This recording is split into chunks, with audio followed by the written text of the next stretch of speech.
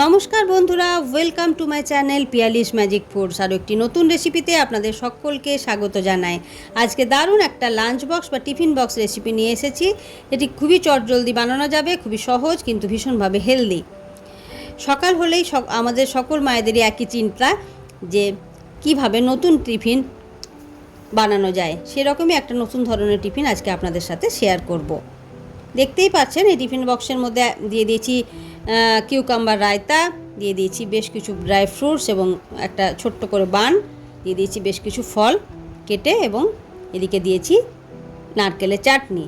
এবং অপর যে টিফিন বক্সে কী আছে সেটাই আজকে আপনাদের সাথে শেয়ার করব।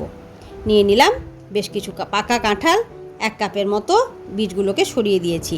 নিয়ে নিলাম 3-4 কাপের মতো কুচি করে রাখা নারকেল, 1 কাপ ভিজিয়ে রাখা চাল, নিয়ে নিলাম বেশ কিছুটা গুড় এবং অল্প একটু লবণ। জল মিশিয়ে এটার একটা মিহি পেস্ট বানিয়ে নিতে হবে। দেখুন বেশ সুন্দর মিহিভাবে এটা গ্রাইন্ড করা গেছে। এরপর সেই মিশ্রণটাকে একটা বোলের মধ্যে, মিক্সিং বোলের মধ্যে ট্রান্সফার করে নিয়ে জল মিশিয়ে ব্যাটারটাকে পারফেক্ট ধোসা ব্যাটার বানিয়ে নিচ্ছি।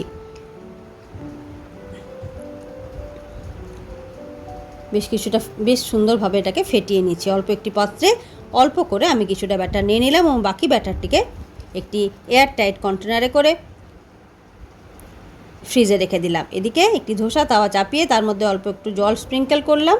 তারপর সেটাকে মুছে দিয়ে দিলাম 1 ফোঁটা অয়েল, সেটাকেও মুছে দিয়ে তারপর ধোসা ব্যাটারটাকে স্প্রেড করলাম। উপর থেকে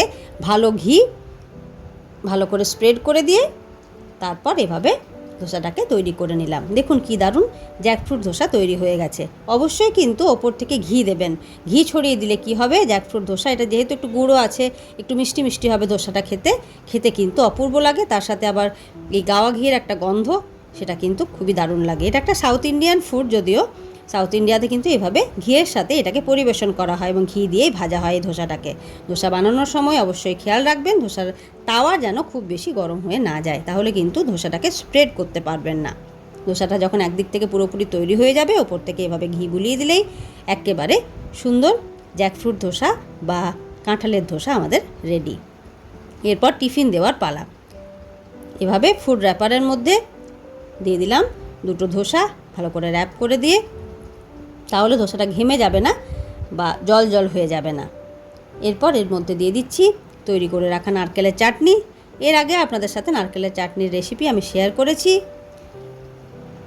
এর মধ্যে দিয়ে দেব অল্প একটু ফ্রুটস। আপনাদের ইচ্ছে মতো আপনারা ফ্রুটস দিতে পারেন। এরকম আপনারা একটা অ্যাপেল কাটার কিনে নিতে পারেন, খুব সহজে অ্যাপেলটাকে কাটা যায়।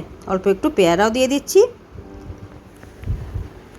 বেশ কিছু ব্লুবেরি ছিল, সেগুলোকেও টিফিনে দিয়ে দিলাম। বাচ্চাদেরকে টিফিনে যা দেবেন, বন্ধুদের সাথে বসে তারা কিন্তু সমস্ত কিছু খেয়ে নেয়, বাড়িতে সব কিছু খেতে চায় না। এর মধ্যে দিয়ে দিলাম কিউকাম্বার রায়তা, অল্প একটু বিট লবণ এবং জিরে ভাজা গুঁড়ো দিয়ে। অবশেষে স্ন্যাক্সের জন্য দিয়ে দিলাম বেশ কিছু ড্রাই ফ্রুটস আর একটি বান। তাহলে কেমন লাগলো বন্ধুরা আজকের রেসিপি, অবশ্যই জানাবেন।